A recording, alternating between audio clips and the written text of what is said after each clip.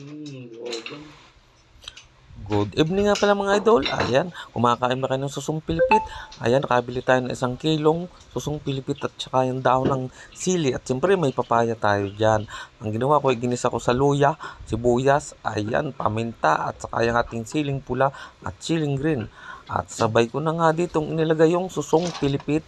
Ayan mga idol, yung kumulo ng gata, nilagay natin ang susong pilipit at siyempre inilagay na rin natin yung ating papaya. At ikinover natin yan mga idol hanggang sa lumambot. Ayan, bisitahin natin yan kung lumambot. Ayan, medyo matigas pa mga idol. I-cover uli natin yan noon. Muli nating bisitahin kung yan ay malambot na.